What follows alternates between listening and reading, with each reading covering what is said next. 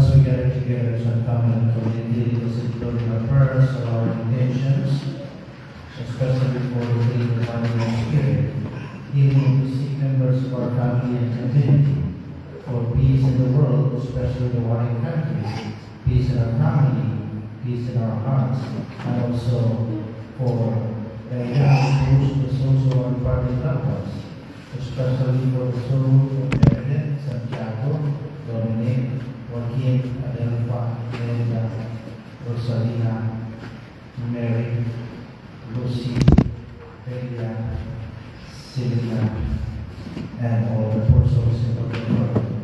As we do our brothers and sisters, our candidates for the bride of Christian and Jesus, as we go. In the name of the Father, and of the Son, and of the Holy Spirit. The grace of our Lord Jesus Christ, and the love of God, and the communion of the Holy Spirit be with you all. Brethren, let us acknowledge our sins and so prepare ourselves to celebrate the sacred mysteries. I confess, Almighty God, and you, my brothers and sisters, that I have greatly sinned in my thoughts and in my words, in what I have done, in what I have failed to do, through my faults, through my most grievous fault. Therefore I ask that Mary and the Virgin, all the angels and saints, and you, my brothers and sisters, to pray for me to the Lord our God. May Almighty God have mercy on us, forgive us our sins, and bring us to everlasting life. Amen. Lord, have mercy. Lord, have mercy. Christ, have mercy. Christ, have mercy. Lord, have mercy. Lord, have mercy. Let us pray.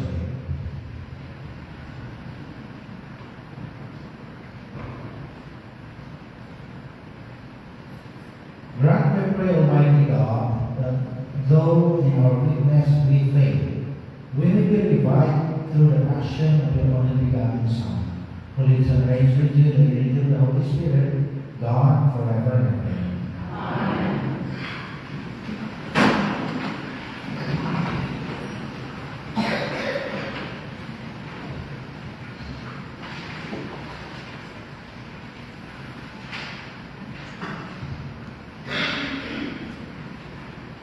A reading from the book of the prophet Isaiah.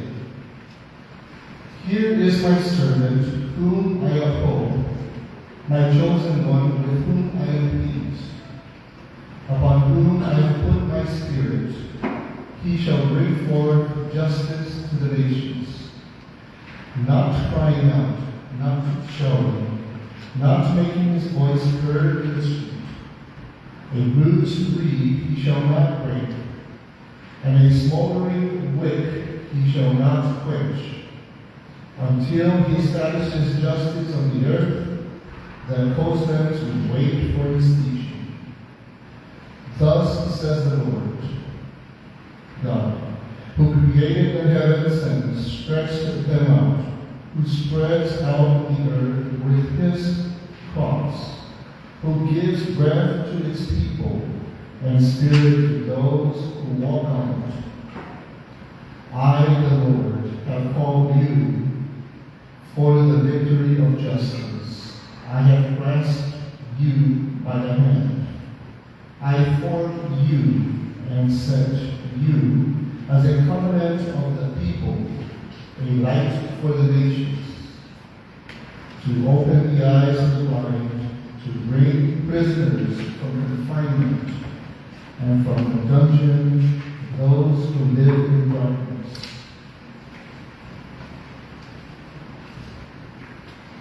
The word of the Lord. Thanks be to God. The Lord is my light and my salvation. The Lord is my light and my salvation. If the Lord is my light and my salvation, whom should I fear? The Lord is my life's refuge. Of whom should I be afraid? The Lord is my light and my salvation. When evildoers were struck at me to devour my flesh. My foes and my enemies themselves stumble and fall. The Lord is my refuge. Through an army encampment against me, though they may be, my heart will not fear. Though an army wait upon me, even then will I trust. The Lord is my refuge. I believe that I shall see the bountiful in the land of the living. Wait for the Lord with courage. Be stout-hearted and wait for the Lord. The Lord is my light and my salvation.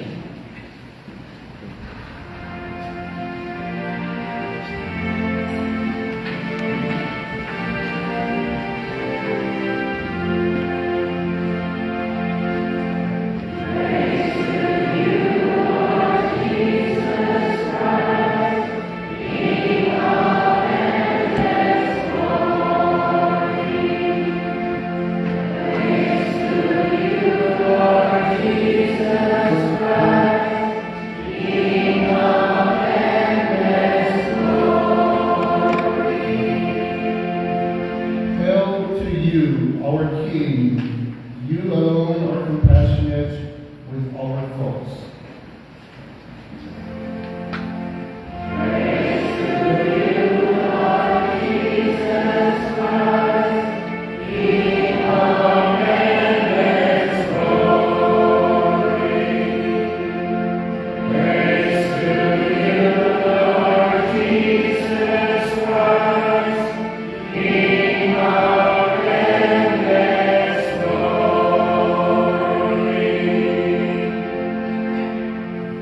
The Lord be with you.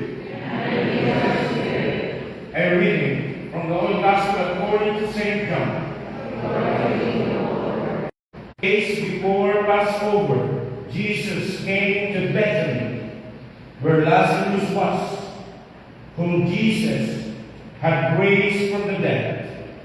They gave a dinner for him there, and Martha served, while Lazarus was one of those reclining at table with him. Mary took a liter of costly perfume oil, made from genuine aromatic nard, and anointed the feet of Jesus and dried them with her hair. The house was filled with the fragrance of the oil. Then Judas Iscariot, one of his disciples, and the one who would betray him, said, "Why was this oil not sold for 300 days' wages and given to the poor?" He said this not because he cared about the poor, but because he was a thief and held the money back and used to steal the contributions. So Jesus said, "Leave her alone. Let her keep this for the day of my burial. You always have the poor with you, but you do not always have me."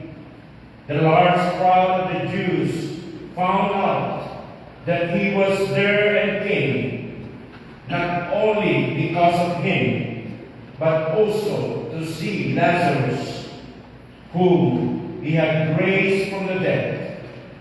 And the chief priests plotted to kill Lazarus too, because many of the Jews were turning away and believing in Jesus because of him. The Gospel of the Lord. Praise to you, Lord Jesus Christ.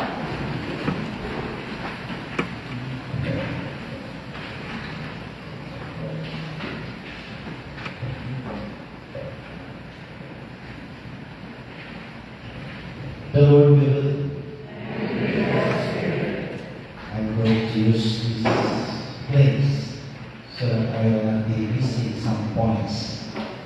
Brothers and sisters in Christ, good evening. Today also we have the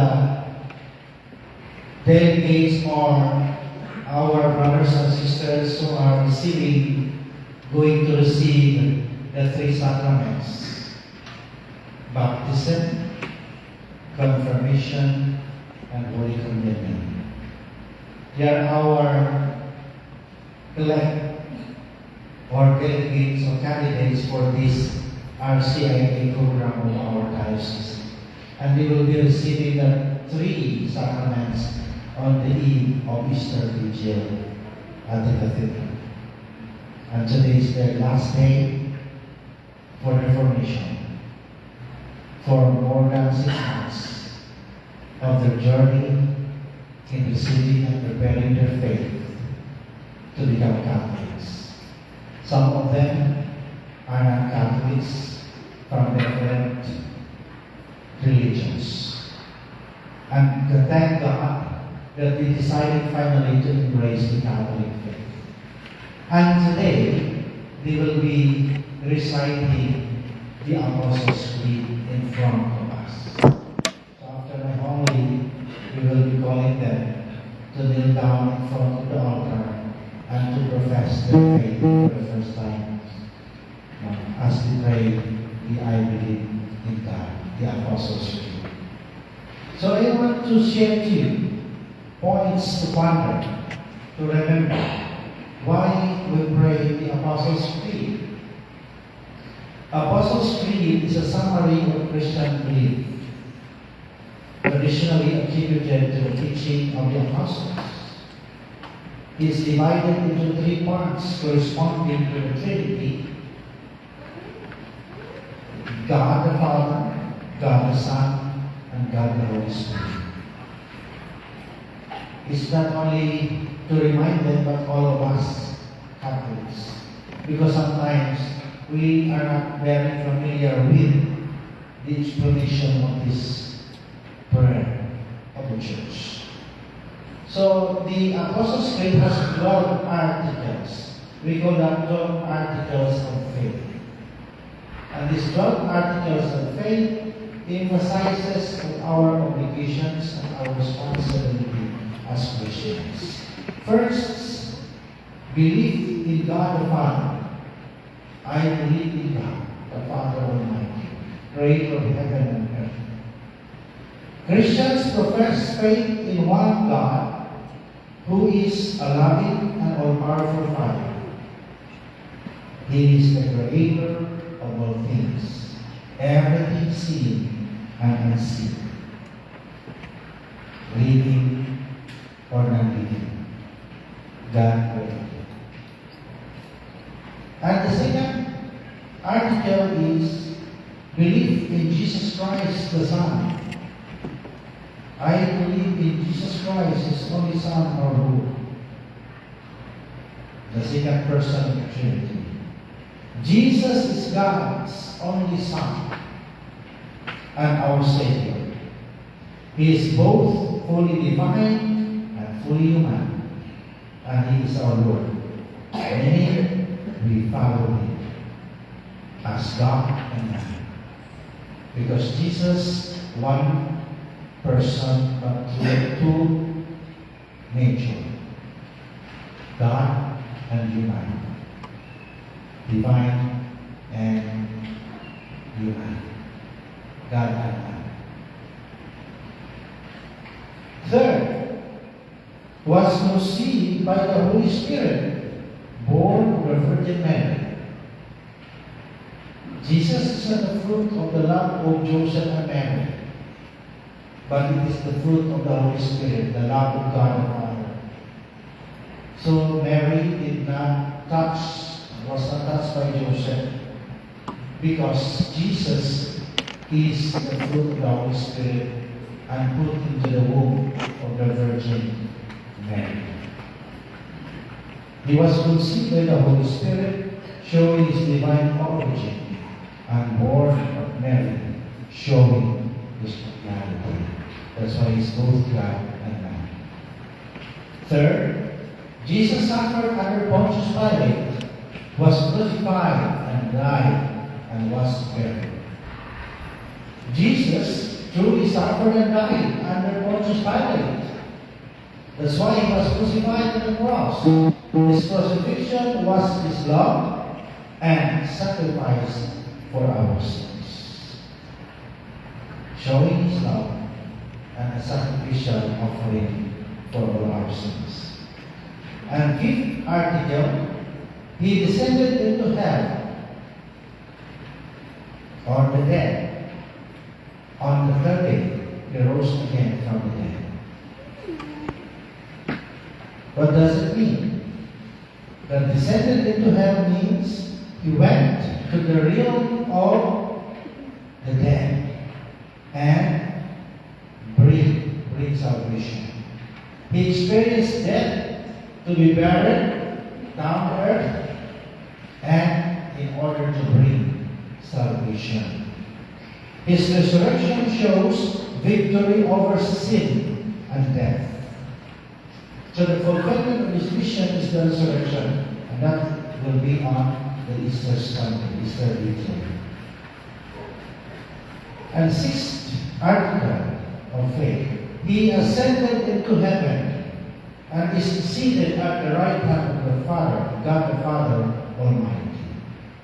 So after dying, he was resurrected, was risen and go up to the Father, ascended to the Father, and seated at his right hand. Jesus returned to heaven in glory and reigns with the Father interceding for us. Seventh article, from there he will come to judge the living and the dead. Meaning, one day, Jesus will return to judge all of us, all people, living and the dead, according to their faith and actions. It will depend on faith and actions. That's why it's not true that said, oh, if you accept Jesus, receive Jesus as your personal Savior, you will be in heaven. You're already sure of your salvation. It's not. Because it needs also actions, not only by believing, not only by faith, but with action. So, he will judge us according to our faith and action. Because faith without action is dead. And eighth article, under the belief in the Holy Spirit and the Holy Church. I believe in the Holy Spirit. The Holy Spirit is the third person of the Holy Trinity, who gives us life, faith, and guidance. Without the Holy Spirit, we are dead. Because the Holy Spirit is the breath of God, the Ruach, meaning breath of life. And without the breath of life, all of us are dead. That's why we believe in the Holy Spirit, our consoler and our life, sanctifier. And ninth article, the Holy Catholic Church, the communion of saints. I believe in the Holy Catholic Church, the communion of saints. This means the Catholic Church refers to the universal church for all. The communion of saints means the spiritual union of all believers, living and dead in Christ. That's why we call that communion of saints. The living and the dead. We pray for our dead departed, and we pray for the souls in purgatory. And they're the one also asking prayer for us, pray for us, and we ask from the intercession of the saints. We ask intercession for the saints, from the saints, and also the saints intercede to the souls in purgatory, or for the souls in purgatory.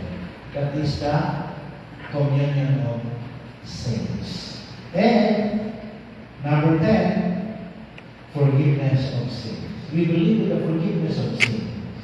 That's why we have the sacrament of confession. Because without forgiveness of sins, we are not all be saved. So forgiveness of sins through Jesus and the sacraments, especially baptism, and reconciliation or confession, our sins are forgiven. It's very important to go for confession because some people do not believe in confession. Why confess? Priest is also sinner, like us, human. Why goes there to God? Oh, it's not Catholic belief. If you ask like that, you are not Catholic. Yes, priests are sinners, but priests are given the authority by God through the ordination in order to absolve the sin. We are not the one forgiving, but we give absolution. The God Himself is the one who forgives, because we are just representing Christ. So that's why before the Mass, when I heard confession from the students, the prayer said, "We, through the ministry of God, through the ministry of the church, may God give you pardon and peace." So God give you pardon and peace, and I absolve you from your sins. I only absolve you, but God is the one who forgives. So, resurrection, after the forgiveness of sins, resurrection of the body. We believe in the resurrection of the body, that if we die, the same body will be resurrected. But this body is not material body anymore, corporeal body, corporeal, that is going to dust again. But this will be glorified body. Glorified, no more pain, no more everything, and the body will not what do you do that one? Corrupt na agnas, decompose. It will not be decomposed anymore. And we believe our bodies will rise and be reunited with our souls later on. And lastly, to life everlasting. We believe that there is life everlasting. We hope in eternal life with God in heaven, and life of perfect joy, peace, and love. That is the beauty of our prayer, the Apostles' Creed. So, brothers and sisters in Christ, all together we witness the profession of faith of our delegates, our elect, as now we welcome them for their prayer. May I welcome all the elect and their parents.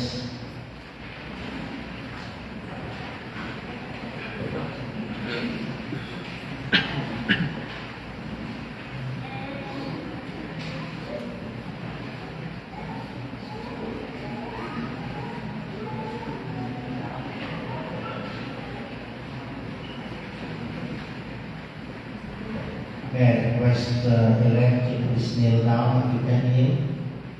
And then the godparents, put your right hand on their shoulder. Let us pray. Lord, we pray to you for these elects who have now accepted for themselves the loving purpose and the mysteries that you revealed in the life of your Son. As they profess their belief with their lips, may they have faith in their hearts and accomplish your will in their lives. We ask this through Christ our Lord. Amen. Now, may I ask the elect to recite loudly and clearly our Apostles' Creed. I believe in God.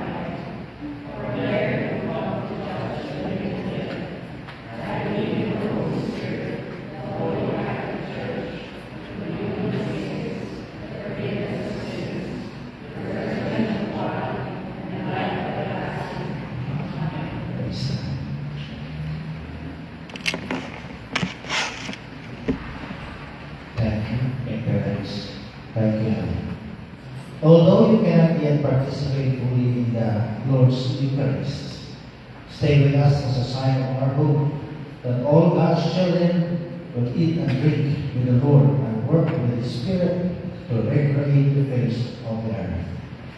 Amen. Thank you.